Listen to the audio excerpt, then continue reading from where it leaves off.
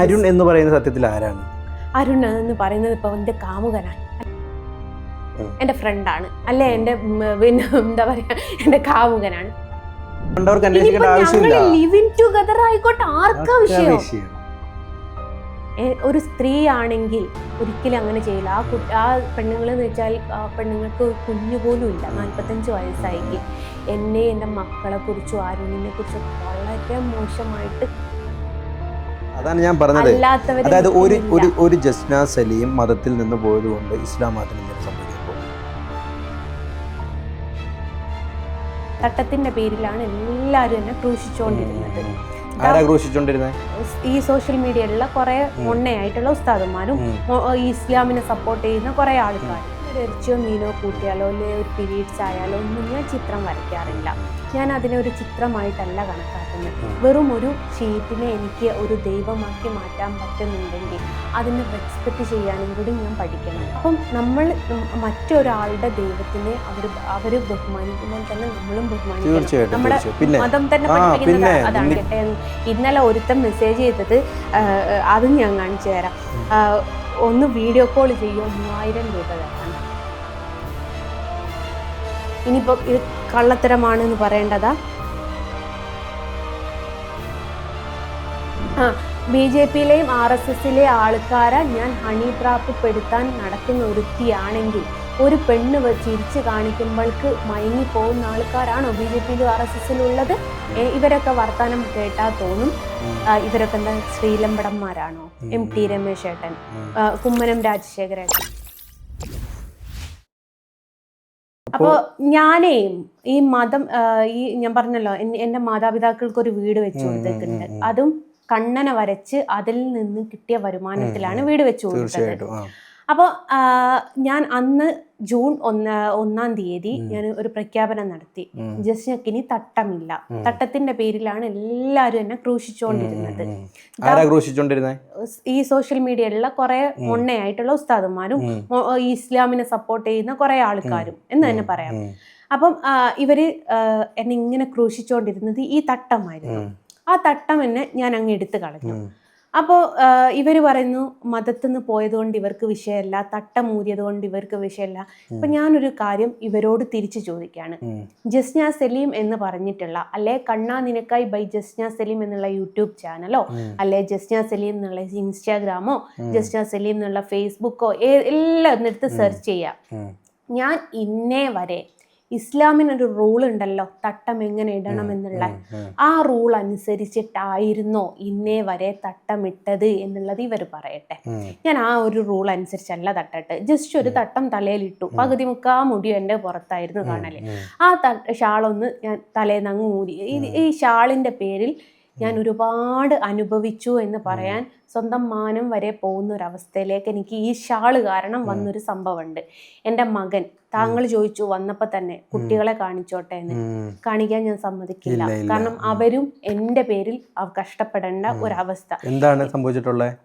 ഉസ്താദ് വെറുതെ മദ്രസയിൽ നിന്ന് ഓരോരോ ദിവസം ഓരോരോ കാരണം പട്ടണം അടിക്കുക. അത് സോഷ്യൽ മീഡിയ പറഞ്ഞത് എനിക്ക് ഓർക്കാൻ താല്പര്യമില്ലാത്ത കേസാണ്, അത് വിട്ടേക്കുക. അപ്പം അത്രമേൽ അനുഭവിച്ചിട്ടുണ്ട്. പിന്നെ വേറൊരു കാര്യം ഉണ്ടായിരുന്നു. എൻ്റെ മകൻ്റെ പേര് ആദി മുഹമ്മദ് എന്നായിരുന്നു, എൻ്റെ മൂത്ത മകൻ്റെ പേര്. അപ്പം ഞാനത് ചിത്രവര തുടങ്ങി എനിക്ക് മകളുണ്ടായ സമയത്ത് ഈ സമൂഹം എന്നെക്കുറിച്ച് ചർച്ച ചെയ്ത് തുടങ്ങിയപ്പോൾ തന്നെ എൻ്റെ മകൻ്റെ പേര് ഞാൻ അങ്ങ് മാറ്റി. ലെൻഷാനും ലെനിഷ്കയാക്കി. പേര് കേൾക്കുമ്പോൾ മതം ഏതാണെന്ന് ഒരിക്കലും മനസ്സിലാവരുത് എന്നുള്ളത്.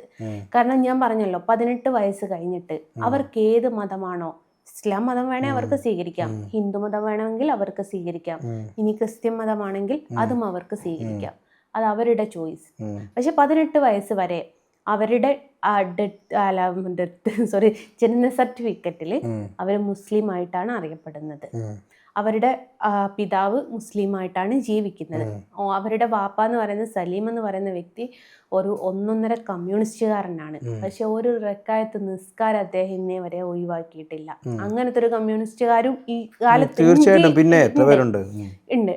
അപ്പൊ ഇക്കാക്കന്റെ മതത്തിൽ തന്നെ ജീവിക്കണം കുട്ടികൾ എന്നുള്ളൊരു ഇതുണ്ട്. അതുകൊണ്ട് ഞാൻ എതിർപ്പ് പറയാനും നിൽക്കാറില്ല. എന്ന് വെച്ച് ഞാൻ തട്ടം ഉപേക്ഷിച്ചതിലോ ഞാൻ പൊട്ടുകുത്തി നടന്നാലോ ഇക്കാക്കൊക്കെ ഒരു വിരോധവും ഇല്ല. ഇക്കാക്ക പറയുന്നത് നിന്റെ ജീവിതമാണ്. ഇനിയിപ്പം ഇവരിക്ക ഈ സോഷ്യൽ മീഡിയ ഒക്കെ എന്തിനാ നടക്കുന്നതെന്നറിയോ? ഞാൻ സ്വർഗത്ത് പറഞ്ഞേക്കാൻ. എന്നിട്ടോ എനിക്ക് ഫോണിൽ വരുന്ന മെസ്സേജുകളും ഈ വീഡിയോസൊക്കെ കാണുമ്പോൾ ഇവർക്ക് സ്വർഗത്ത് പോണ്ടേന്ന് ഞാൻ ചിന്തിച്ചു പോവും. ഈ മുഹമ്മദ് കോയ അഹമ്മദ് എന്നൊക്കെ പറഞ്ഞിട്ടുള്ള ഓരോരോ അതിന്ന് വരുന്ന മെസ്സേജുകളും കോളുകളും ഒക്കെ ഒന്ന് തെറി ഉമ്മാന്റെയും പാപ്പാന്റെയും പേഴ്സണൽ പാർട്ട് ആ പാർട്സ് പിടിച്ചിട്ടാണ് പറയാ. പിന്നെ ദാരിദ്ര്യം പിടിച്ച ആൾക്കാരുടെ വീഡിയോസ്. ഒന്നും വേണ്ട ഗൈസ്. ഞാൻ ഈ 2 ദിവസങ്ങൾക്ക് മുമ്പ് എൻ്റെ മോൻ്റെ കൂടെ ഒരു വീഡിയോ, ഒരു ഡാൻസ് കളിക്കുന്ന ഒരു വീഡിയോ പോസ്റ്റ് ചെയ്തു. അതിൻ്റെ താഴെ ഷമീർ PPM എന്ന് പറഞ്ഞിട്ടുള്ള ഒരുത്തൻ കമന്റ് ഇട്ടത് എന്താണെന്നറിയോ? അരുണ് ശബരിമലക്ക് പോകാൻ വേണ്ടിയിട്ട് മാല ഇട്ടതുകൊണ്ട് മാസ്ക് വെച്ചിട്ട് പൊങ്കാല പേടിച്ചിട്ട് ഞാൻ ഒരുത്തനെ ഇറക്കിയതാണ്. സ്വന്തം മകനെ വെച്ചിട്ട് വരെ എന്നെയും വെച്ച് അവിഹിതം പറയുന്ന ഈ മുസ്ലിംസ് ആണോ സ്വർഗത്ത് പോകുന്നത്?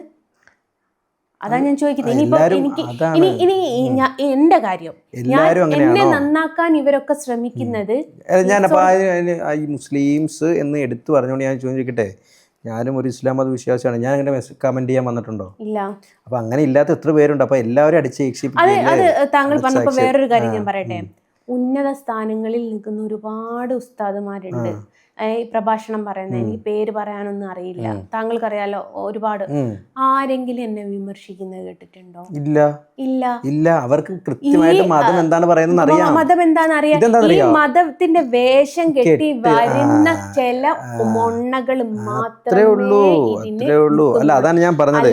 അതായത് ഒരു ജസ്ന സലീം മതത്തിൽ നിന്ന് പോയത് കൊണ്ട് ഇസ്ലാം മതത്തിന് എന്തെങ്കിലും സംഭവിക്കാൻ പോകുന്നില്ല. പിന്നെ അതാണ് ഞാൻ പറയുന്നത്. അങ്ങനെ ഉള്ളവരും നമ്മുടെ സമൂഹത്തിൽ, അതായത് ചുമ്മാ, അതായത് ഇത്തരത്തിൽ ജസ്നയെ ക്രൂശിക്കുമ്പോൾ അല്ലെങ്കിൽ ഇത്തരത്തിൽ ബാഡ് കമന്റുകൾ ഇടുമ്പം അവർ ഇസ്ലാമിനെ നല്ലത് പറയിപ്പിക്കുവാണോ? ഇസ്ലാമിന്റെ പേരുള്ളവർ അത്തരത്തിൽ പകുതി ചിലപ്പോൾ ഫേക്ക് ആയിരിക്കാം. ഇയാള് നേരത്തെ പറഞ്ഞു ഹൈന്ദവര് എന്നെ ഉപദ്രവിക്കുന്ന, അല്ലെ RSS BJP-ക്കാർ എന്നെ ഉപദ്രവിക്കുന്ന എന്റെ പേരാണെന്ന്. ജസ്ന എന്ന് പറയുന്നത് കോമൺ ആയിട്ട് ഹിന്ദുവിനും മുസ്ലിമിനും ക്രിസ്ത്യാനിക്കും വരുന്നൊരു പേരാണ്. എന്റെ ഉമ്മയുടെ പേര് സോഫിയ എന്നാണ്. അപ്പൊ ഏതോ ഒരു സിനിമ ചോദിച്ചതിന്റെ മാതിരി നിന്റെ അമ്മയുടെ പേര് ബാലകൃഷ്ണൻ എന്നാണോ എന്തോ ഒരു ചോദ്യം ചോദിക്കുന്നത്. അതേപോലെ എന്റെ ഉമ്മാന്റെ പേര് ഒരു ക്രിസ്ത്യൻ പേരാണ്. എന്താണ് പേര്? സോഫിയ. എന്റെ പേര് ജസ്ന എന്നുള്ളത്, ജസ്ന എന്നുള്ള ഹിന്ദു മുസ്ലിം, സോഫിയയും ഹിന്ദു മുസ്ലിം ക്രിസ്ത്യനും മുസ്ലിമിനും ഉണ്ട്. അതെ, സോഫിയ കോമൺ നെയിം പേരാണ്. നമ്മുടെ ഈ അടുത്ത നമ്മുടെ പട്ടാൻകോട്ടല്ല, നമ്മുടെ ഈ അടുത്ത് പാകിസ്ഥാനുമായിട്ട് പ്രശ്നം ഉണ്ടായപ്പോൾ അതിന് ഫുൾ നേതൃത്വം കൂടെ സോഫിയ ഖുറേഷി മുസ്ലിമാണല്ലോ. അങ്ങനെ ഞാൻ പറഞ്ഞ സോഫിയ എന്ന് പറയുന്നത് എല്ലാവർക്കും ഉള്ള കോമൺ നെയിം. അതെ. അപ്പോൾ എന്നെ ഈ ഉപദ്രവിക്കുന്നത് ഇപ്പൊ ഈ RSS-കാരും BJP-ക്കാരും ഉപദ്രവിക്കുന്നത് അതുകൊണ്ടൊന്നുമല്ല. നിങ്ങളിപ്പോൾ നമ്മൾ നേരത്തെ പ്രധാനമന്ത്രിന്റെ അടുത്തേക്ക് എത്തിയ കാര്യം പിന്നീട് നമ്മളോട് വിട്ടുപോയൊരു സംഭവമാണ്. ഞാൻ അന്നത്തെ ആ ഒരു പ്രശ്നം, അന്ന് എനിക്ക് ഫോട്ടോ കൊടുക്കാൻ പറ്റാത്ത സമയത്ത് ഞാൻ നേരെ സുരേഷ് ഗോപി ചേട്ടനെ വിളിച്ചു. സുരേഷ് ഗോപി ചേട്ടനെ വിളിച്ചിട്ട് പറഞ്ഞു, ഏട്ടാ എനിക്ക് ഇങ്ങനെ PM-ന് ഫോട്ടോ കൊടുക്കണം എന്നുണ്ടായിരുന്നു, ലിസ്റ്റിൽ എൻ്റെ പേര് വന്നില്ല എന്ന്. അപ്പോൾ എന്നോട് തിരിച്ചു പറഞ്ഞു, ജസ്റ്റ് നിനക്ക് പറ്റിയൊരു അവസരം വരുന്നുണ്ട്, എൻ്റെ മകളുടെ വിവാഹത്തിന് അദ്ദേഹം വരുന്നുണ്ട്. ഒരുപക്ഷെ മീഡിയക്കാരറിയുന്നതിൻ്റെ മുമ്പ് ഞാനായിരിക്കും അത് അറിഞ്ഞിട്ടുണ്ടാവുക. നീ ആരോടും പറയരുത്, നിന്റെ ആഗ്രഹം ഞാൻ സാധിപ്പിച്ചു തരും, അത് നിനക്ക് പ്രോമിസ് ചെയ്തതാണല്ലോ. ഞാനും സുരേഷ് ഗോപി ചേട്ടനും 2016 തൊട്ടിട്ടുള്ള ബന്ധമാണ്. അന്ന് തൊട്ടിട്ട് ഇന്ന് വരെ സുരേഷ് ഗോപി ചേട്ടൻ എന്നെ അറിയാവുന്നതാണ്. അപ്പോൾ അത് കേട്ട് പിന്നെ ഞാൻ ഓക്കെ, എന്നാലും എനിക്ക് ഭയങ്കര വലിയ അത് ഉറപ്പൊന്നും ഇല്ലായിരുന്നു. പക്ഷേ തൻ്റെ മകളുടെ വിവാഹമാണെന്ന് പോലും നോക്കാതെ എൻ്റെ ഈ ഒരു ആഗ്രഹം, എവിടെയോ കിടക്കുന്ന ഒരു പെണ്ണ്, ഒന്ന് ചിന്തിച്ച് നോക്കണം. നമ്മളൊക്കെ താൻ ഒരു പിതാവാണോ എന്ന് എനിക്കറിയില്ല, ഏതൊരു മാതാപിതാക്കൾക്കും തൻ്റെ മക്കളുടെ വിവാഹം എന്ന് പറയുന്നത് വളരെ ടെൻഷൻ പിടിച്ചിട്ടുള്ള ദിവസങ്ങളിലൂടെയാണ് കടന്നു പോവുക. എന്നിട്ട് പോലും ആ ഒരു സമയത്ത് പോലും ഇങ്ങനൊരു കുട്ടി ഇങ്ങനെ ഒരു ആഗ്രഹം പറഞ്ഞിക്കല്ലോ, അത് സാധിപ്പിച്ചു കൊടുക്കട്ടെ എന്ന് പറഞ്ഞ്, അതും ഞാൻ കണ്ണനെ ഒരുപാട് ഇപ്പം വിശ്വസിക്കുന്നുണ്ട്. ആദ്യം എനിക്ക് അങ്ങനെ വിശ്വാസത്തോടെ ഒന്നല്ല, ഞാൻ പറഞ്ഞില്ലേ സമയം പോക്ക് എന്നുള്ള രീതിയിലായിരുന്നു വരച്ചു തുടങ്ങിയത്. പിന്നീട് കണ്ണനോടുള്ള വിശ്വാസപ്രകാരം ഞാനൊരു ഇറച്ചിയോ മീനോ കൂട്ടിയാൽ ഞാൻ ഈ ചിത്രം വരയ്ക്കാറില്ല. എന്നെ സംബന്ധിച്ച് വേണമെങ്കിൽ വെറും ഒരു ചിത്രമായിട്ട് അതിനെ കണക്കാക്കാം. പക്ഷെ അതൊരു ഹൈന്ദവന്റെ കയ്യിലെത്തുമ്പം അതൊരു ദൈവമായിട്ട് മാറുകയാണ്. ഞാൻ ഈ ജനിച്ച് വളർന്ന സാഹചര്യത്തിൽ ഞാൻ എൻ്റെ ദൈവത്തിന് ഒരുപാട് ബഹുമാനിച്ചിട്ടുണ്ടായിരുന്നു. അപ്പം നമ്മൾ മറ്റൊരാളുടെ ദൈവത്തിനെ അവര് ബഹുമാനിക്കുമ്പോൾ തന്നെ നമ്മളും ബഹുമാനിക്കണം. നമ്മുടെ മതം തന്നെ പഠിപ്പിക്കുന്നത് അതാണ്. അപ്പം ഞാൻ ഒരു ഇറച്ചിയോ മീനോ കൂട്ടിയാലോ അല്ലെ ഒരു പീരീഡ്സ് ആയാലോ ഒന്നും ഞാൻ ചിത്രം വരയ്ക്കാറില്ല. ഞാൻ അതിനെ ഒരു ചിത്രമായിട്ടല്ല കണക്കാക്കുന്നത്. വെറും ഒരു ഷീറ്റിനെ എനിക്ക് ഒരു ദൈവമാക്കി മാറ്റാൻ പറ്റുന്നുണ്ടെങ്കിൽ അതിനെ റെസ്പെക്റ്റ് ചെയ്യാനും കൂടി ഞാൻ പഠിക്കണം.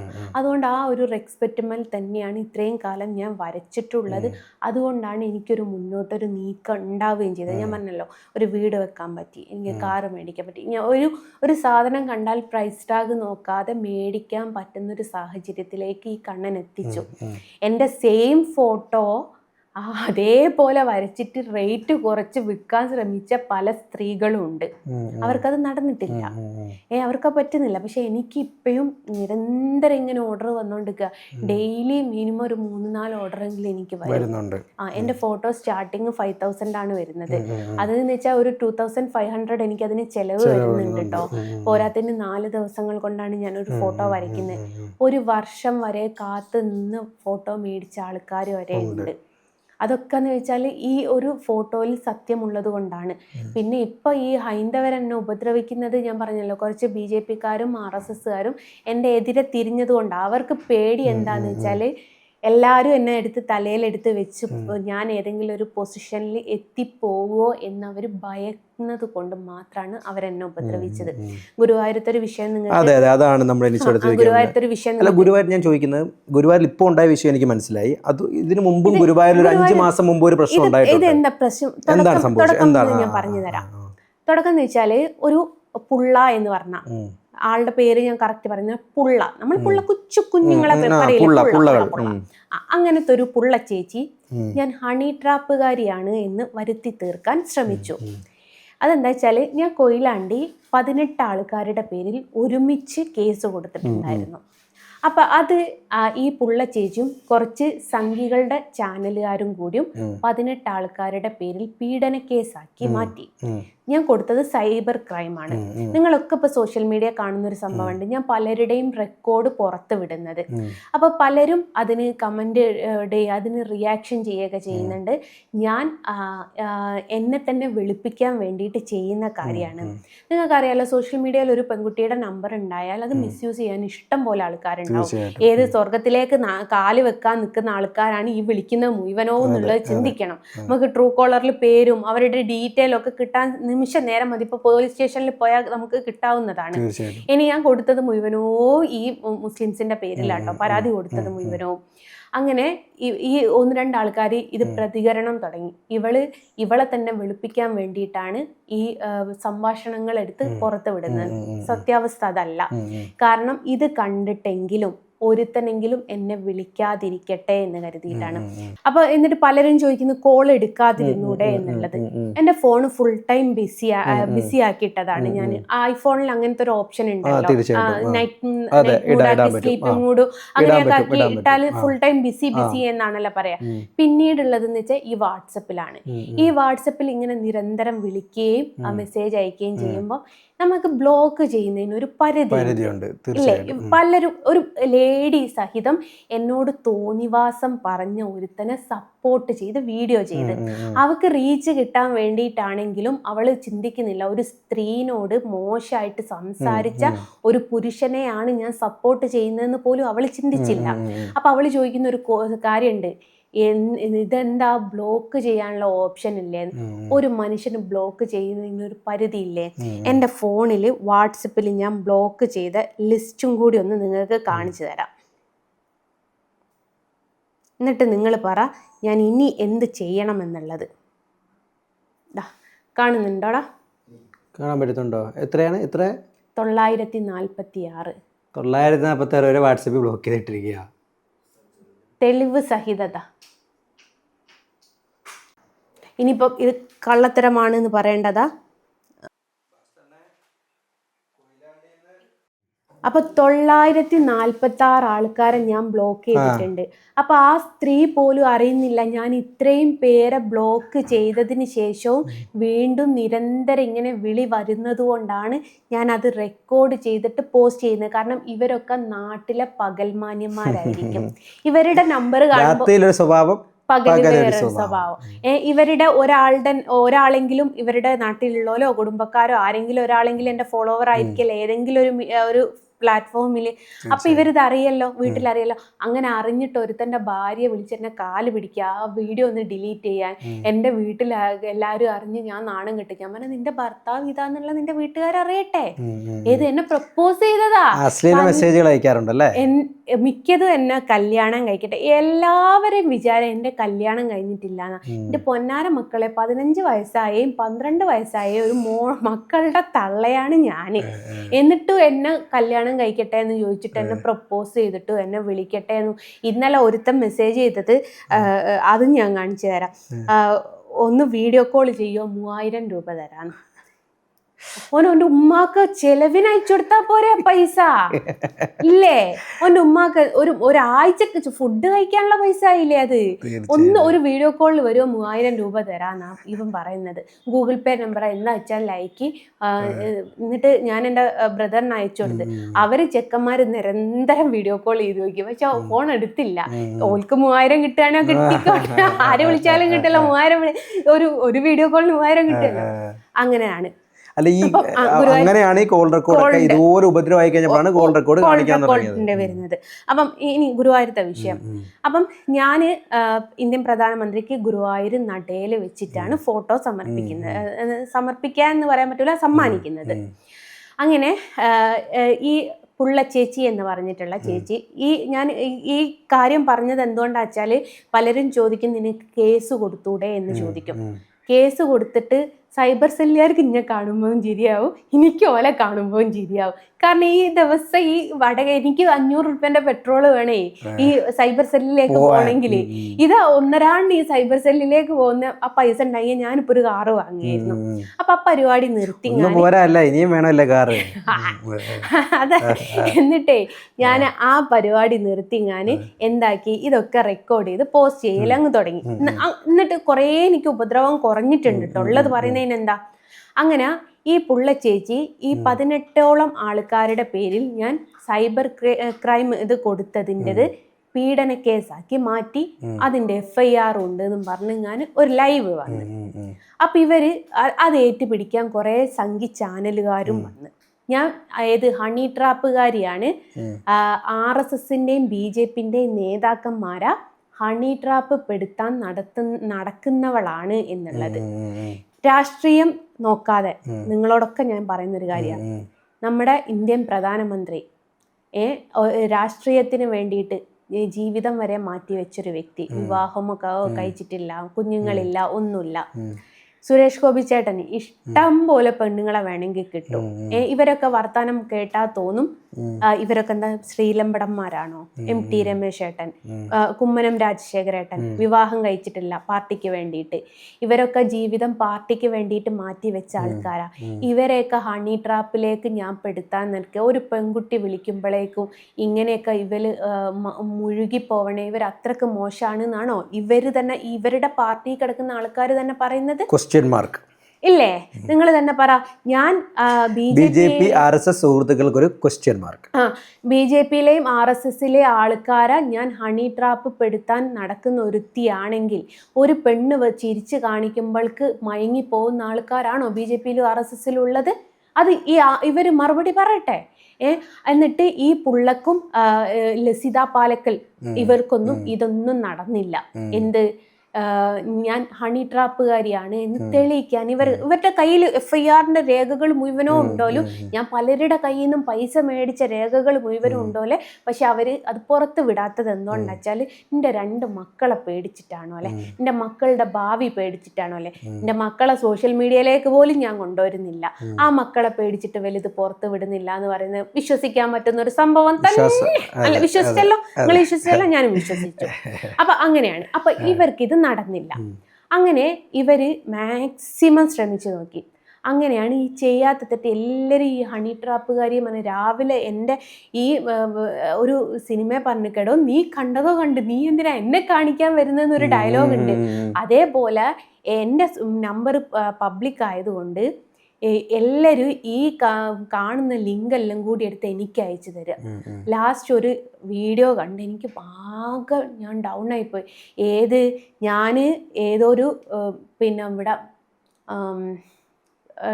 നമ്മൾ ടീച്ചറൊക്കെ ആവാനും TTC കോഴ്സ് പഠിപ്പിക്കാൻ പോയിട്ടുണ്ടോ 9ാം ക്ലാസ്സുകാരിയായ ഞാൻ. മസാജ് സെന്റർ നടത്തിയിട്ടുണ്ടോ 9ാം ക്ലാസ്സുകാരിയായ ഞാൻ. അങ്ങനെയൊക്കെ പറഞ്ഞ് കുറേ കാര്യങ്ങൾ എൻ്റെ ഹസ്ബൻഡിനെയൊക്കെ വളരെ മോശമായിട്ട് സംസാരിച്ചു. അരുണ് ഈ വീഡിയോ ഒക്കെ ഇറങ്ങൽ തുടങ്ങിയപ്പോൾ അരുണിനറിയാം എനിക്ക് മെന്റലി ഡൗൺ ആയാൽ ഞാൻ എന്തെങ്കിലും ചെയ്താളും. കാരണം ആർക്കും ബാധ്യതയാവുന്ന എനിക്ക് ഇഷ്ടമുള്ളൊരു കാര്യമല്ല, അത് ഭർത്താവിനായി മക്കൾക്കായി ആർക്കും. അപ്പൊ ഇവന് ഫുഡ് വാങ്ങാൻ അരുൺ എന്ന് പറയുന്ന സത്യത്തിൽ ആരാണ്? അരുൺ എന്ന് പറയുന്നത് ഇപ്പൊ എൻ്റെ കാമുകനാണ്, അല്ലാണ്ട് വേറോ ഇല്ല. എൻ്റെ പൊന്നാര മക്കളെ എൻ്റെ കസിനാണ് എന്ന് പറഞ്ഞ് പല രീതിയിലും ഞങ്ങൾ അത് പ്രൂവ് ചെയ്യാൻ നോക്കി. ഇവർക്ക് അത് വിശ്വസിക്കാൻ പറ്റൂല. കസിൻ എന്ന് അപ്പം അരുൺ എന്ന് പറയുന്നത് ജന്മം കൊണ്ട് മുസ്ലിമും കർമ്മം കൊണ്ട് ഹിന്ദുവാണ്. അതെങ്ങനെയാണ്? അത് മനസ്സിലായില്ലല്ലോ. പിന്നെ ഓക്കെ എന്ന് പറയുന്നത് അല്ല, സ്വാഭാവികമായിട്ടും എന്താ ജന്മം കൊണ്ട് മുസ്ലിമും കർമ്മം കൊണ്ട് ഹിന്ദു എന്ന് പറഞ്ഞാൽ ഇസ്ലാം മതത്തിൽ നിന്നും ഹൈന്ദവ മതത്തിലേക്ക് വന്ന ആളാണ് അല്ലേ? പിന്നെ അവൻ്റെ അച്ഛൻ മുസ്ലിമും അമ്മ ഹിന്ദുവാണ്. അതുകൊണ്ട് അപ്പം നമ്മൾക്ക് ജനറ്റിക് കിട്ടിയ ഫാദറിൻ്റെതല്ലേ? അങ്ങനെയൊന്നുമില്ല. അതൊക്കെ ആര് പറഞ്ഞത്? ഞാൻ കേട്ടത് അങ്ങനെയാണ്. എനിക്ക് ഇനി 9ാം ക്ലാസ്സുകാരിയാണേ. അങ്ങനെയൊന്നും ഇല്ല. അപ്പം അവന്റെ വാപ്പ മുസ്ലിമാണ്, അപ്പൊ അമ്മ ഹിന്ദുവാണ്. അപ്പൊ ആ വാപ്പ പള്ളിയിൽ പോയതൊന്നും ഞാൻ ഇസ്ലാം മതത്തിൽ ഉള്ള 2 പേർക്ക് ജനിച്ചതുകൊണ്ട് ഞാൻ ഇസ്ലാം മത വിശ്വാസിയായി. ഇവൻ ക്രൈസ്തവ മതത്തിലുള്ള 2 പേർക്ക് വെച്ചോണ്ട് ക്രൈസ്തവ വിശ്വാസിയായി. അവൻ എന്താ വെച്ചാല് അവന്റെ അച്ഛൻ പള്ളിയിൽ പോകുന്നത് അവൻ അങ്ങനെ കണ്ടിട്ടില്ല. പക്ഷെ അമ്മ അമ്പലത്തിൽ പോകുമ്പോ നമുക്കറിയാം കൊണ്ടുപോകും. നമുക്കറിയാലോ, നമ്മളൊരു കുഞ്ഞുണ്ടെങ്കിൽ നമ്മളാരും. അപ്പൊ അത് എന്താ ജിസ്ന സലീമിന്റെ ആരാണ്? കസിനാണ്, സ്വന്തം കസിനാണ് അരുൺ എന്ന് പറയുന്നത്. കസിനാണ്. പക്ഷെ അത് പറയുന്നതിനനുസരിച്ച് ഇവര് കസിൻ അല്ല എന്ന് തെളിയിക്കാൻ ശ്രമിക്കുക. കസിൻ അല്ല, എൻ്റെ ഫ്രണ്ടാണ്, അല്ലെ എൻ്റെ പിന്നെ എന്താ പറയാ എൻ്റെ കാമുകനാണ്. പ്രശ്നം തീർന്നല്ലോ. അരുൺ എന്നുള്ള ചാപ്റ്റർ വിട്ട് എനിക്ക്. കാരണം നിങ്ങളായി നിങ്ങളുടെ പാട് അത് കണ്ടവർക്ക് അന്വേഷിക്കേണ്ട ആവശ്യമില്ല. ലിവിങ് ടുഗദർ ആയിക്കോട്ടെ, ആർക്കാ വിഷയം? തീർച്ചയായിട്ടും നമ്മളെ സമ്മതിച്ചൊരു സംഭവമാണ്. പിന്നെ നാട്ടുകാർക്ക് എന്താ, അത്രേ നോക്കിയാൽ മതി. അവൻ എൻ്റെ ആരോ ആയിക്കോട്ടെ, അത് ആരെയും ബാധിക്കുന്ന കേസല്ല. അപ്പൊ ഞാൻ ഹണി ട്രാപ്പുകാരിയാണ് എന്നുള്ളത് കുറച്ച് സംഗിണി സ്ത്രീകൾക്ക് തെളിയിക്കാൻ പറ്റിയില്ല. അങ്ങനെ ഞാനൊരു ആത്മഹത്യക്കൊക്കെ ശ്രമിച്ചിട്ടുണ്ടായിരുന്നു.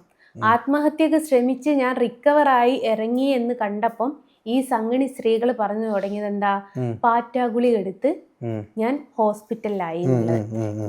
ബേബി മെമ്മോറിയലത്തെ ഫയലാണ്, താങ്കൾക്ക് തന്നെ നോക്കാം. ഞാൻ എവിടെയായിരുന്നു, ICUലായിരുന്നോ വാർഡിലായിരുന്നോ, അതിൻ്റെ മെയിനായിട്ട് കാണിച്ചു കൊടുക്കാൻ ഞാൻ എൻ്റെ ബില്ലാട്ടോ. ജസ്ന KP 27,700 ഒരു ബില്ലുണ്ട്. അത് മാത്രല്ല, മൊത്തമായിട്ടുള്ള ബില്ല് വേറെ ഉണ്ട്. 60,000 രൂപ. 60,000-ഓളം രൂപ ഉണ്ട്. ബില്ലാണ് ഇത്, മൊത്തം ബില്ലാണ്. ഇതെന്താ സംഭവം? എന്താണിത്? ഞാൻ സൂയിസൈഡ് അറ്റംപ്റ്റിന് ശ്രമിച്ച സമയത്ത് ICUവിൽ കിടന്ന ഡീറ്റെയിൽ ആണ്. ഇതാണ് സൂയിസൈഡ് അറ്റംപ്റ്റിന് ശ്രമിച്ചപ്പോൾ ICUവിൽ കിടന്നതിനുള്ള ഡീറ്റെയിൽസ്, കാര്യങ്ങൾ. ഇത് ബേബി മെമ്മോറിയൽ ഹോസ്പിറ്റലിന്റെ ബില്ല് സഹിതം കാണിച്ചു കൊടുക്കുക. കാരണം ഒന്ന് കാണിച്ചേരെ. ഇവര് പറഞ്ഞൊരു ഡയലോഗ് എന്താണെന്നറിയോ, ഞാൻ പാറ്റാഗുളി കുടിച്ച് ഞാന് അങ്ങനെയാണ്. എന്താ അല്ല, ഏതൊക്കെ ചാനലല്ലേ അത്? ഇത് പിടിച്ചേ, ഞാൻ അതൊന്ന് വിശദീകരിക്കട്ടെ. ഇത് പിടിച്ചേ. അതായത് കേരളത്തിലെ മുഖ്യധാരാ മാധ്യമങ്ങളിൽ ഞാൻ ന്യൂസ് 18 കണ്ടു ആ വാർത്ത. അതുപോലെ അല്ല പറയട്ടെ, പല ന്യൂസുകളിലും കണ്ടപാട് അതിന്റെ ഒരു സത്യാവസ്ഥയാണ് ഇപ്പൊ സത്യം പറഞ്ഞാൽ നമ്മുടെ മൈൻഡ്സ്കേപ്പിലൂടെ വെളിച്ചത്ത് കൊണ്ടുവരുന്നത്. അതെന്താണെന്നറിയോ, സത്യത്തിൽ എന്താ സംഭവിച്ചത്? അങ്ങനെ സൂയിസൈഡ് അറ്റംപ്റ്റ് ചെയ്തിട്ടുണ്ടോ? ഞാൻ സൂയിസൈഡ് അറ്റംപ്റ്റ് ശ്രമിച്ചിട്ടുണ്ടായി. ഈ ന്യൂസ് 18 കറക്റ്റ് കൊടുക്കാൻ കാരണം എന്താന്ന് വെച്ചാല് അവർ ആ സമയത്ത് അവിടെ വന്നിട്ടുണ്ടായിരുന്നു. ന്യൂസ് 18 അനീഷേട്ടൻ വന്ന് കണ്ണിന്റെ മുമ്പ് കണ്ടിട്ടുണ്ടായിരുന്നു എന്റെ അവസ്ഥ എന്താന്നുള്ളത്. എന്താ സത്യത്തിൽ എന്താ ചെയ്തത്? എന്തിന്റെ പേരിലാ ചെയ്ത? ഈ ഗുരുവായൂർ പ്രശ്നത്തിന്റെ പേരിലോ? അല്ലല്ല, പിന്നെ എന്നെ ഹണി ട്രാപ്പുകാരിയാക്കാൻ ശ്രമിച്ചതിന്. 37,000 ഒരു ബില്ല് 20 എത്ര ഒന്നിന്റെ ഇയാൾ കാണിച്ചു. ഒരു മണ്ടത്തരം കാണിച്ചത് കൊണ്ട് ഒരു 10-60,000 രൂപ പോയി കിട്ടി. ടോട്ടൽ 60,000 രൂപ. നല്ല രസം കിട്ടിയില്ലേ? അപ്പൊ നല്ല സുഖം കിട്ടി. നല്ല സുഖം കിട്ടി. നല്ല സുഖം മാത്രമല്ല, എനിക്ക് ഒരുപാട് പാഠങ്ങൾ. എന്താ ചെയ്തതെന്ന് പറഞ്ഞില്ലേ? മെഡിസിൻ എടുത്ത് കഴിച്ചതാണ്. എന്ത് മെഡിസിൻ എടുത്ത് കഴിച്ചേ? ഒരു ഗുളിക 60 എണ്ണവും ഡോളോ പിന്നെ 650 പറയല്ലേ, അത് കട്ടാക്കി കളഞ്ഞു കേട്ടോ. കാരണം എന്താ വെച്ചാല് ഇനിയൊരാൾക്ക് അതിന് ഞാൻ കൃത്യമായിട്ട് ഉപദേശം തരുന്നുണ്ട്. അത് മറ്റൊരാൾ മിസ്യൂസ് ചെയ്താല് വേണ്ട, ഞാൻ കാരണം ഒരു ജീവൻ എടുക്കണ്ട. എന്താ ചെയ്ത്? അതായത് ഡോളോ 10 എണ്ണവും കുടിച്ചു. അപ്പൊ ഓവർഡോസ് കയറി. അതായത് ഞാൻ ചോദിക്കുന്നത്, ഇത്രയും ബോൾഡായിട്ടുള്ള ഒരു സ്ത്രീ, എല്ലാ കാര്യങ്ങൾക്കും കൃത്യമായിട്ട് നിലപാടുള്ള, ഇത്രയും ബോൾഡായിട്ട് എല്ലാവരോടും സംസാരിക്കുന്ന ഒരു സ്ത്രീ ഒരു ചെറിയ കാര്യത്തിന് ആത്മഹത്യ ചെയ്യാൻ ശ്രമിച്ചു എന്നുള്ളതാണോ? ഇത് ചെറിയ കാര്യമായിട്ടാണോ തനിക്ക് തോന്നുന്നത്? അങ്ങനെ പൊതുസമൂഹം എന്തൊക്കെ പറയും, നമുക്ക് നമ്മളറിയാം എന്നുള്ളതാണ് ആത്യന്തികമായിട്ട് നമ്മൾ മനസ്സിലാക്കേണ്ടത്. കണ്ടവന്മാർ പറയുന്നത് കേട്ട് പറയട്ടെ, കണ്ടവർ പറയുന്നത് കേട്ട് തുള്ളാൻ നിന്നാൽ നമുക്ക് തുള്ളാനേ സമയം. ഞാനൊരു കാര്യം പറയട്ടെ, ഇത് കണ്ടോ, ഇത് മുഴുവനവും ജസ്ന പീഡന കേസ് കൊടുത്ത ആൾക്കാരുടെ FIRന്റെ ഡീറ്റെയിൽ ആണ്. 1, 2, 3 അല്ല, 18ഓളം ആൾക്കാരുടെ പേരിൽ പീഡന കേസ് കൊടുത്തതിന്റെ ഡീറ്റെയിൽ ആണ്. ഇതുണ്ട്. ഇത് ഞാൻ കാണിക്കാത്തത് എന്തുകൊണ്ടാ? സമയം വരട്ടെ. ഇപ്പം ഞാൻ കാണിക്കാത്തത് എന്തുകൊണ്ടാ? 2 കുഞ്ഞുങ്ങളെ ഓർത്തത് കൊണ്ട് മാത്രം. അവൾ പലരുടെയും കയ്യിൽ നിന്ന് പൈസ മേടിച്ചിട്ടിട്ട്. അപ്പം ഈ കാണുന്ന ഈ ചില നിഷ്കളങ്കരായിട്ടുള്ള കുറച്ച് തെറ്റിദ്ധരിക്കപ്പെടും. ആത്മഹത്യ ചെയ്യാണോ വേണ്ടത്?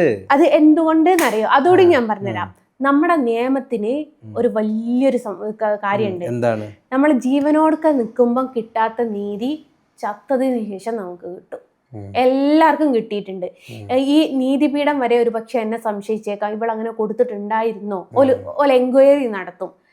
നേരെ മറിച്ച് നമ്മളത് ചെയ്തിട്ടില്ല എന്ന് എനിക്ക് പ്രൂവ് ചെയ്യാൻ എനിക്ക് വേറൊരു ഓപ്ഷനും ഇല്ലായിരുന്നു. ഈ പറഞ്ഞ സുരേഷ് ഗോപിനെ സഹിതം MT രമേശ് ചേട്ടനെ പലരെയും ഞാൻ വിളിച്ചു പറഞ്ഞു, ചേട്ടാ ഞാൻ അങ്ങനെ ഒന്നും ചെയ്തിട്ടില്ല. ഒരു ആരോടെങ്കിലും പറഞ്ഞിട്ട് ഇതൊന്നും അന്വേഷണത്തിന് ഒരു ഉത്തരവ് വിടിയിപ്പിക്കോ നിങ്ങള്? അല്ല, നിലവിൽ ആർക്കെങ്കിലും എതിരെ കേസ് കൊടുത്തിട്ടുണ്ടായിരുന്നു? ഒരു റോഷൻ എന്ന് പറഞ്ഞിട്ടുള്ള ഒരാളുടെ പേര്. എന്തായിരുന്നു കേസ്? എന്തായിരുന്നു? പീഡന കേസ് തന്നെയാണ്. എന്താണ്, എങ്ങനെ കൊടുത്തിരിക്കുന്നത്? അത് ഞാൻ പറഞ്ഞല്ലോ, കുട്ടീനെ മദ്രസയിൽ ഉപദ്രവിച്ച ആ ഒരു ഡീറ്റെയിൽ ഞാൻ പല സ്ഥലത്ത് പറഞ്ഞതാ. എനിക്ക് ഓർക്കാനും താല്പര്യമില്ല. അതാണ് അതിന്റെ സംഭവം. അതെന്താ വെച്ചാൽ അതിന്റെ പേരാണ്, ആ ഒരൊറ്റ കേസിന്റെ പേരാണ് 18ഓളം കേസ് കൊടുത്തെന്നൊക്കെയുള്ള വാർത്ത പറയുന്നത്. പറയട്ടെ, ജസ്ന സലീം പൂർണ്ണമായിട്ട് നിഷേധിക്കുകയാണ്. 18 കേസൊന്നും കേസില്ല, ആകെ ഒരൊറ്റ കേസേ ഉള്ളൂ, ജീവിതത്തിൽ ഇതുവരെ കൊടുത്തിട്ടുള്ളൂ. എന്നിട്ട് ഇതെന്താ സംഭവം എന്ന് വെച്ചാല്, തലേ ദിവസമാണ് ഇവർ ഈ പറഞ്ഞ കാര്യത്തിന് ഞാൻ വിശദീകരണമായിട്ട് ന്യൂസ് 8ക്ക് ഒരു ഇന്റർവ്യൂ കൊടുത്തിട്ടുണ്ടായിരുന്നു. പിറ്റേ ദിവസം ഇവരിതിങ്ങനെ പറഞ്ഞപ്പോൾ കഴിഞ്ഞ കാര്യങ്ങളൊക്കെ ജീവിതത്തിൽ വീണ്ടും ഞാൻ ഓർത്തെടുത്തു. മറക്കാൻ ശ്രമിക്കുന്ന കുറച്ച് കാര്യങ്ങളൊക്കെ ഓർത്തെടുക്കുകയും ചെയ്തു. അതിന്റെ കൂട്ടത്തിൽ വീണ്ടും ഞാൻ ഹണി ട്രാപ്പുകാരി എന്ന് പറഞ്ഞ് ഞാൻ ഇവരിങ്ങനെ മുദ്ര കുത്താൻ ശ്രമിക്കുകയാണ്. അപ്പൊ എന്റെ പിടുത്തം വിട്ടുപോയി. അങ്ങനെയാണ് ഞാൻ ഈ ഒരു കടുങ്കൈക്ക് ശ്രമിച്ചത്. അങ്ങനെ ബേബി MMC ലൈൻ കൊണ്ടുപോയത്. അവിടെ ICU ഒഴിവില്ലാത്തത് കൊണ്ട് ബേബിയിലേക്ക് കൊണ്ടുപോയി. 2 ദിവസം ICUയിൽ കിടന്നു. ഇനി അങ്ങനത്തെ ഒരു മണ്ടത്തരം കാണിക്കുമോ? ഈ അടുത്ത ദിവസം കാണിച്ചു. അപ്പോൾ ഈ പറയുന്ന വ്യക്തിക്ക് ഈ ബോൾഡ്നെസ് ഒക്കെ വാക്കിൽ മാത്രമേ ഉള്ളൂ എന്നല്ലടോ, നമ്മൾ ചെയ്ത തെറ്റ് ഞാൻ അതല്ലേ പറയുന്നത്. അതായത് എത്ര പേരുടെ നമുക്ക് മൂടിക്കെട്ടാൻ പറ്റും ഒരു മനുഷ്യന്? അപ്പൊ സ്വാഭാവികമായിട്ടും പറയട്ടെ, അതായത് നമുക്ക് നമ്മുടെ കാര്യങ്ങൾ കൃത്യമായിട്ട് സമൂഹത്തിൽ എത്തിക്കാൻ നമുക്ക് സോഷ്യൽ മീഡിയ ഉണ്ടല്ലോ.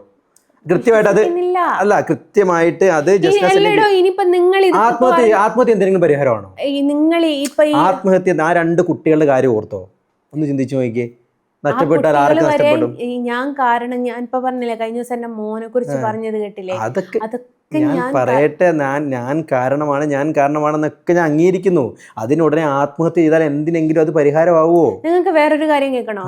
ഈ 2 ദിവസങ്ങൾക്ക് മുമ്പ് എൻ്റെ ഒരു സുഹൃത്തിന്റെ വീട്ടില് മരണം ഉണ്ടായിട്ട് ഞാൻ അവിടെ പോയിട്ടുണ്ടായി. ഞാൻ അവന്റെ അച്ഛന് പെട്ടെന്ന് അറ്റാക്കായിട്ട് മരിച്ച്. അപ്പൊ തിരിച്ചു വരുന്ന വഴിക്ക് ഞാൻ ഭയങ്കര ഡൗൺ ആയിട്ട്, അപ്പൊ ഞാൻ ഒരു വീഡിയോ എടുത്തിട്ടുണ്ടായിരുന്നു. അപ്പൊ ഞാൻ അതിൽ ചോദിക്കുന്നുണ്ട്, എന്നോട് പലരും ചോദിച്ചിട്ടുണ്ട്, ഈവൻ എൻ്റെ ഫാദർ വരെ ചോദിച്ചിട്ടുണ്ട്, ഒന്ന് ചത്ത് തന്നൂടെ നിനക്ക് എന്ന് ചോദിച്ചൊരു കാലഘട്ടം എൻ്റെ ജീവിതത്തിൽ ഉണ്ടായിട്ടുണ്ട്. അപ്പൊ ഈ എനിക്ക് കമന്റുകൾ വരുന്നതൊക്കെ ഇവള് ചത്തില്ലേ, ഇവളെന്നാ ചാവുക, ഇനി എന്നാ മരണനാടകം എന്നൊക്കെ ചോദിച്ചിട്ട് ഒരുപാട് കമന്റുകൾ ഞാൻ കാണാറുണ്ട്. അപ്പൊ ഇവരൊക്കെ ജീവിതത്തിൽ ഒരിക്കലെങ്കിലും ഈ മരണം എന്ന് പറയുന്ന സംഭവം അവരുടെ കുടുംബത്തിൽ ആരുടേതെങ്കിലും അവരനുഭവിച്ച് അതിൻ്റെ വിഷമം എത്രത്തോളം ഉണ്ട് എന്നിവർ അനുഭവിച്ച ആൾക്കാരാണ് ഈ കമന്റുകൾ ഇടുന്നത്. അപ്പോൾ പോലും ആ കമന്റ് ഇടുമ്പോൾ അവർ ചിന്തിക്കുന്നില്ല മരണം എന്ന് പറയുന്നത് ഭയങ്കര വല്ലാത്തൊരു സംഭവമാണ് എന്നുള്ളതും. ഞാനൊരു കാര്യം പറയട്ടെ, ഇതെല്ലാം ഞാൻ അംഗീകരിക്കുന്നു. അതായത് സോഷ്യൽ മീഡിയ എന്ന് പറയുന്ന സാധനം യൂസ് ചെയ്യുന്ന ഒരു വ്യക്തി എന്ന നിലയിൽ, അത്യാവശ്യം ഫെയിം ഉള്ള ഒരാളെന്ന നിലയിൽ നെഗറ്റീവും പോസിറ്റീവും കേൾക്കാൻ നമ്മൾ ബാധ്യസ്ഥരാണെങ്കിൽ നമ്മൾ വീഡിയോ പറയട്ടെ, അല്ല പോസിറ്റീവോ നെഗറ്റീവോ എന്തോ ആയിക്കോട്ടെ, അതിപ്പം നെഗറ്റീവ് അൾട്ര നെഗറ്റീവ് ആണെന്ന് കൂട്ടിക്കോട്ടെ. അങ്ങനെയാണെങ്കിൽ സ്വാഭാവികമായിട്ട് നമ്മൾ ഉപയോഗിക്കുന്ന സോഷ്യൽ മീഡിയ ആണ് നമ്മളൊരു ജാലകത്തിലേക്ക് നമ്മളെ തുറന്നു വിട്ടിരിക്കുക. അപ്പോൾ സ്വാഭാവികമായിട്ടും പോസിറ്റീവും വരും നെഗറ്റീവും വരും. ഇപ്പം നെഗറ്റീവ് മാത്രമേ വരുന്നുള്ളൂ കൂട്ടിക്കോ. അതൊക്കെ കേട്ടിട്ട് നമ്മൾ ആത്മഹത്യ ചെയ്യാനും നമ്മൾ ഒരു കയറിൽ തൂങ്ങാനോ അല്ലെങ്കിൽ ഇങ്ങനെ ഗുളിക എടുത്ത് കഴിക്കാനോ ഞരമ്പ് മുറിക്കാനോ ശ്രമിച്ചാൽ അതിനെ സമയം കാണും എന്നാണ് ഞാൻ പറയുന്നത്. അതൊക്കെ ഇതിലേക്കൂടെ കേട്ട് ഇതിലേക്കൂടെ വിടുക. നമ്മൾ നമ്മുടെ ജീവിതം എൻജോയ് ചെയ്ത് ഫ്രം ദി മൊമെന്റ് എൻജോയ് ചെയ്ത് ചോദിക്കുക. എത്ര കാലം ഉണ്ടെന്നൊന്നും നമുക്കോ എനിക്കോ നിനക്കോ ആർക്കും അറിയത്തില്ല, ചേച്ചിക്കും അറിയത്തില്ല, എനിക്കും അറിയത്തില്ല, ആർക്കും അറിയത്തില്ല. നമ്മൾ ഫ്രം ദി മൊമെന്റ് അടിപൊളിയായിട്ട് എൻജോയ് ചെയ്ത് സമാധാനത്തോട് ജീവിക്കുക. കണ്ടവനൊക്കെ എന്തും പറയട്ടെ, ഒഴിവാകുക, ഗെറ്റ് ലോസ്റ്റ്. ഒരു കാര്യം പറയട്ടെ, എനിക്ക് സൗഹൃദങ്ങളില്ല, എന്നെല്ലാരും ഒറ്റപ്പെടുത്തി, കുടുംബങ്ങളില്ല, അയൽവക്കില്ല. എന്തിന് എൻ്റെ ഭർത്താവിൻ്റെ കുടുംബത്തിൽ എൻ്റെ ഭർത്താവിൻ്റെ നേരെ മൂത്ത ഏട്ടൻ്റെ മകൻ്റെ വിവാഹം വരുന്നതൊക്കെ എൻ്റെ പേരിൽ മുടങ്ങിപ്പോവുകയാണ് എന്ന് പറഞ്ഞിട്ട് അവർ ഭർത്താവിനെ വിളിച്ചിട്ട് ഷൗട്ട് ചെയ്ത്, ഭർത്താവ് അതിൻ്റെ പേരിൽ എന്നോട് ദേഷ്യപ്പെട്ട് എല്ലാവരുടെയും കുടുംബത്തിലുള്ള പലരുടെയും കല്യാണം ഞാൻ കാരണം മുടങ്ങുന്നുണ്ട് പോലും. ഞാൻ കൃഷ്ണനെ വരയ്ക്കുന്നതിന് അവർ ഇതൊക്കെ ചെയ്യേണ്ട എന്താവശ്യം?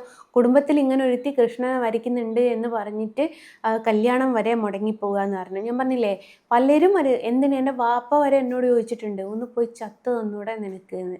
അങ്ങനത്തെ ഞാൻ പിന്നെ എന്ത് ചെയ്യണം? നിങ്ങൾ തന്നെ പറ. അതുകൊണ്ട് ആത്മഹത്യ എന്തെങ്കിലും പരിഹാരമാണോ ഞാൻ പിന്നെയും ചോദിക്കും. ഇങ്ങനെ പറയുന്നവരുടെയൊക്കെ നമ്മുടെ ലൈഫ് ദൈവം നമുക്ക് തന്നു.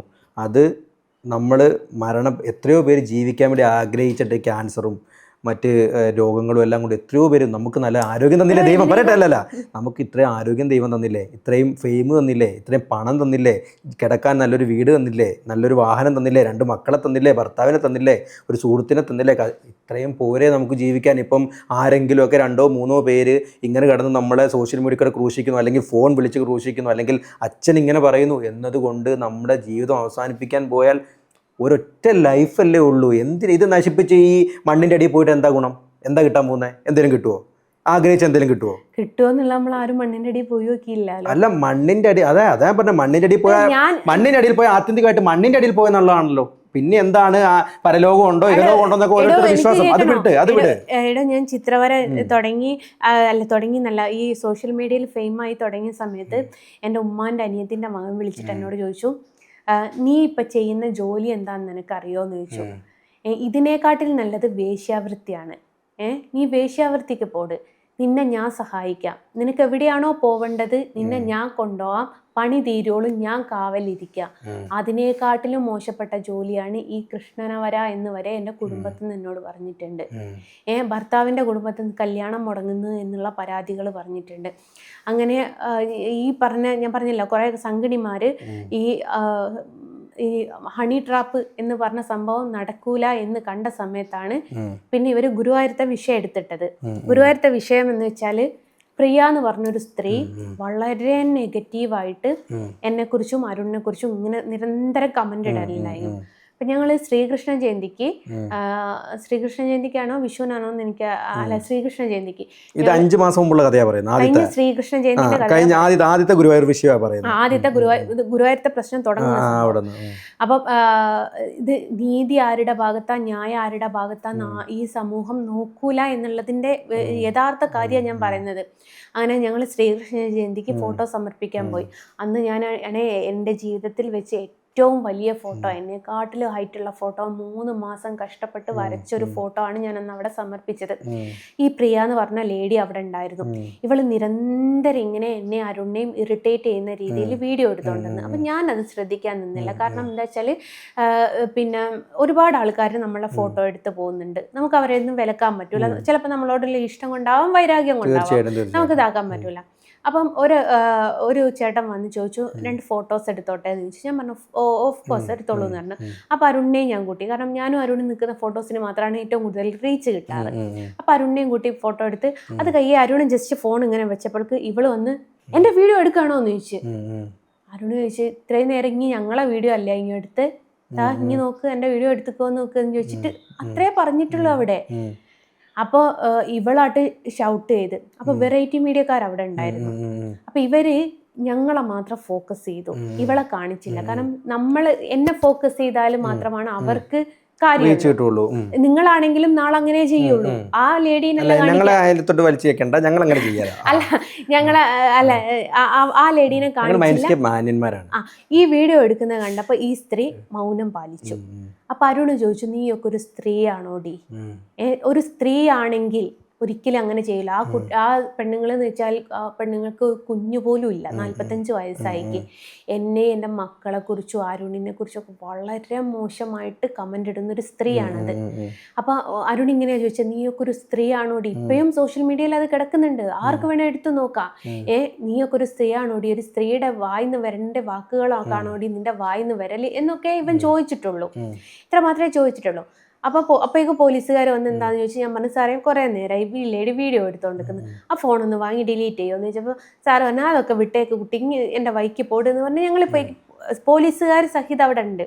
അപ്പം ഈ വെറൈറ്റി മീഡിയയിൽ ഇത് വൈറലായപ്പം പുള്ളച്ചേച്ചിക്ക് അടുത്ത പിടിവള്ളി കിട്ടി. പുള്ളച്ചേച്ചിയും ഒരു വക്കീലും ഉണ്ടായിരുന്നു, ഹൈക്കോടതി വക്കീല്. ഇവര് കൃഷ്ണരാജാണോ? അല്ലല്ലോ, ആളെ പേര് ഞാൻ പറയുന്നില്ല. എൻ്റെ പൊന്നോ, എനിക്ക് ജീവിച്ച് പോവണ്ടതാണ്. ആരാ നിങ്ങളങ്ങ് ഊഹിച്ചാൽ മതി. അപ്പോൾ അതിൻ്റെ പുറകെ തന്നെ ഇവർക്കാരോ ഒരു വീഡിയോ അയച്ചു കൊടുത്തു. ഗുരുവായൂർ അമ്പല പരിസരത്ത് നിന്ന് ഞാനൊരു കേക്ക് കട്ട് ചെയ്യുന്നത്. അപ്പം ഇവര് ഒരു ക്യാപ്ഷൻ കൊടുത്തിട്ട് വിട്ടു, ശ്രീകൃഷ്ണ ജയന്തിക്ക് ഹൈന്ദവർ ചെയ്യാത്തത് ജസ്ന ചെയ്തു, ഗുരുവായൂർ പരിസരത്ത് വെച്ച് കേക്ക് മുറിച്ച് ആഘോഷിച്ചു കൃഷ്ണന്റെ ബർത്ത്ഡേക്ക് എന്ന് പറഞ്ഞ്. ബർത്ത്ഡേക്ക് എല്ലാവരും കേക്ക് മുറിക്കാറുണ്ട് ഇല്ലേ? താനും ഞാനൊക്കെ മുറിച്ചിട്ടുണ്ട്. അത് ഞാൻ മുറിച്ചത് ജൂൺ 15-ാം തീയതി എൻ്റെ ജന്മദിനത്തിൻ്റെ അന്നായിരുന്നു. അപ്പം ഞാൻ ആ കേക്ക് മുട്ട ഉപയോഗിക്കാത്ത കേക്കാണ്. ആ കേക്ക് കട്ട് ചെയ്യുമ്പം ആ വീഡിയോ ഇപ്പോഴും പലരുടെ കയ്യിലുണ്ട്. നിങ്ങൾക്കൊക്കെ നോക്കിയാൽ കാണാം. സെക്യൂരിറ്റി നോക്കി നിൽക്കുകയാണ് ഞാൻ ഈ കേക്ക് കട്ട് ചെയ്യുന്നത്.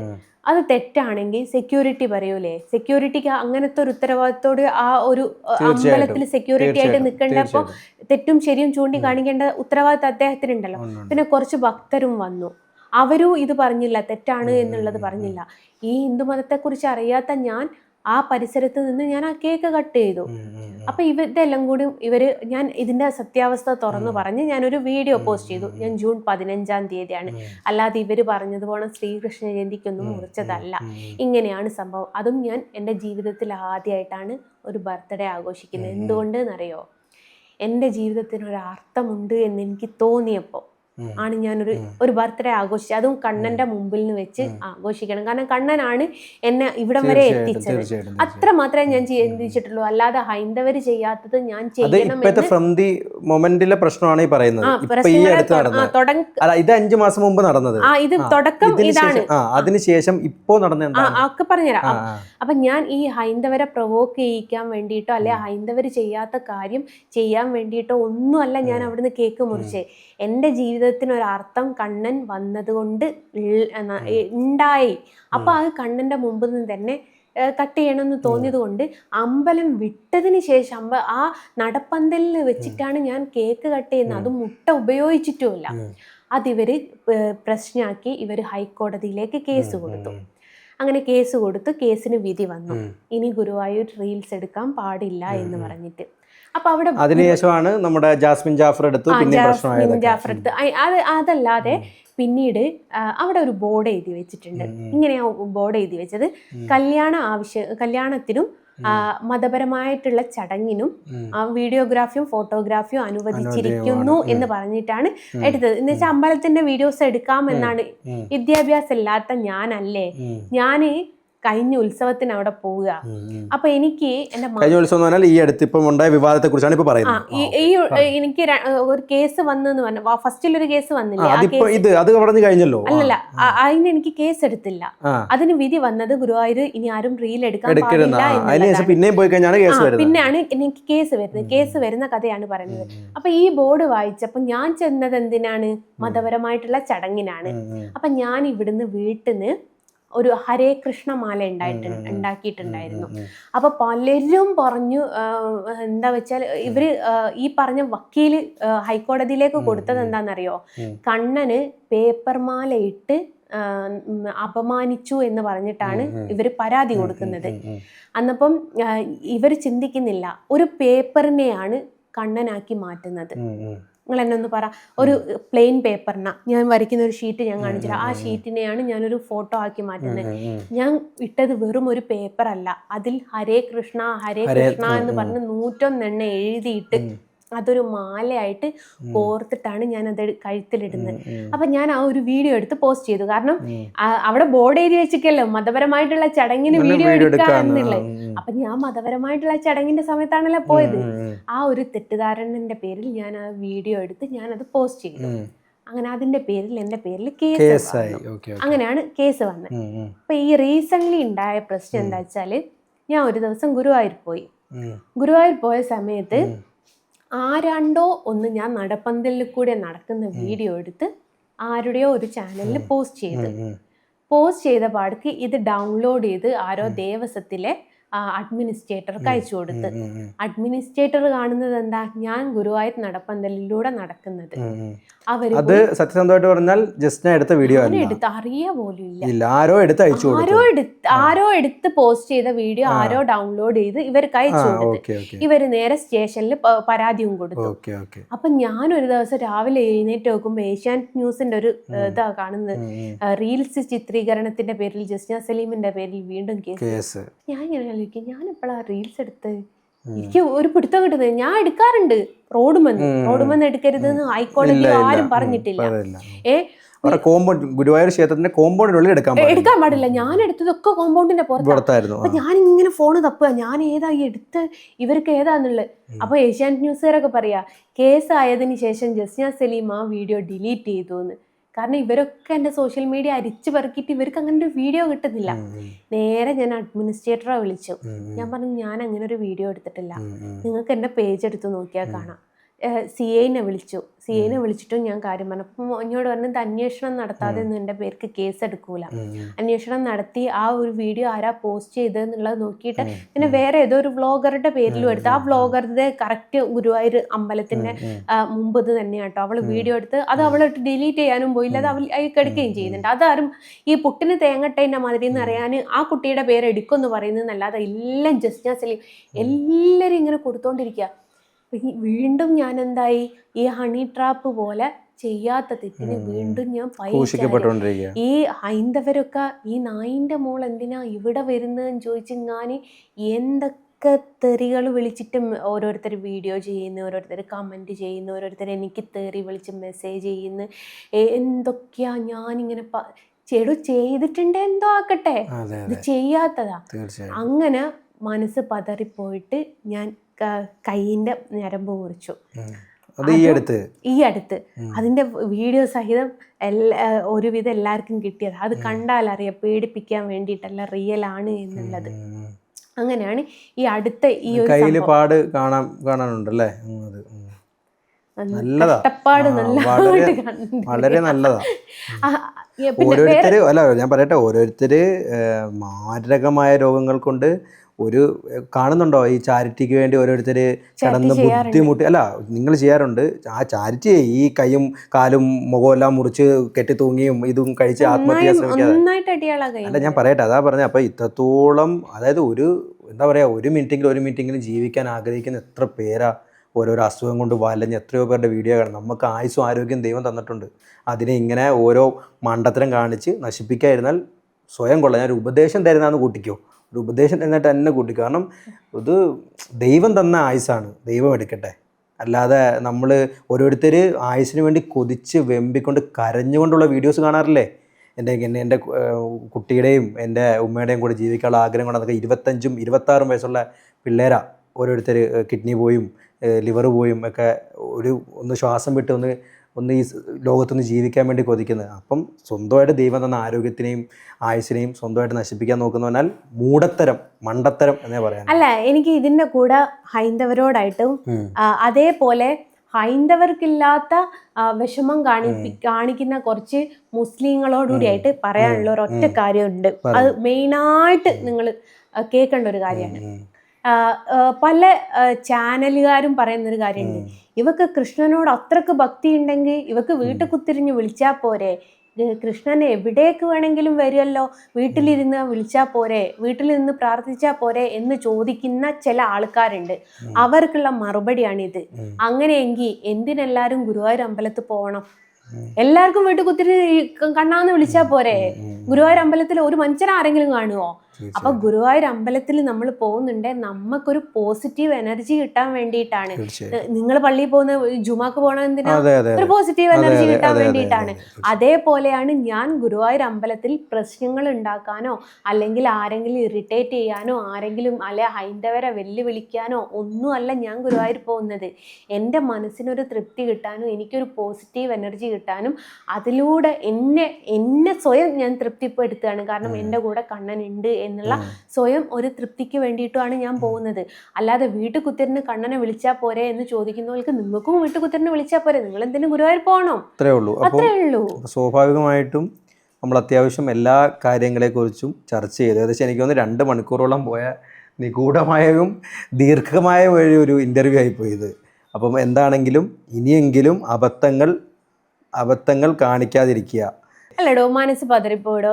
സ്വന്തം വാപ്പ വരെ പോയി ചത്തൂടെ എന്ന് ചോദിക്കും. അതൊക്കെ പലരും അത് എല്ലാവർക്കും ഇങ്ങനെയുള്ള ഒരുപാട് ട്രോമകൾ എല്ലാവർക്കും ഉണ്ടാവും. എന്തോരം പ്രശ്നങ്ങൾ ഓരോരുത്തർ അനുഭവിക്കുന്നുണ്ട്. മനസ്സിലാവാത്ത എന്താണെന്നറിയോ? എനിക്ക് അങ്ങനെ ഒരു അനുഭവം ഇല്ലാത്തതുകൊണ്ടാണ് എനിക്ക് മനസ്സിലായി. അതായത് അനുഭവിച്ചവർക്ക് എൻ്റെ ബുദ്ധിമുട്ട് മനസ്സിലാവും. എന്നിരുന്നാൽ കൂടിയും ഞാൻ വീണ്ടും പറയുന്നു, ദൈവം തന്ന ആയുസ്, ഇപ്പൊ ദൈവവിശ്വാസം അല്ലെങ്കിൽ ആരെങ്കിലും തന്ന ആയുസ് എന്ന് കൂട്ടിക്കോ, ആയുസിന് വേണ്ടി ദൈവവിശ്വാസം അല്ല എന്ന് പറയുന്നവരോട് ജസ്റ്റ് ഞാൻ കാണിച്ചുതരാം. ഞാൻ കുരിശിട്ടിട്ടുണ്ട് എൻ്റെ കഴുത്തില്, ഞാൻ കൃഷ്ണനെ ഇട്ടിട്ടുണ്ട്. പിന്നെ മതമില്ല എന്ന് പറഞ്ഞു.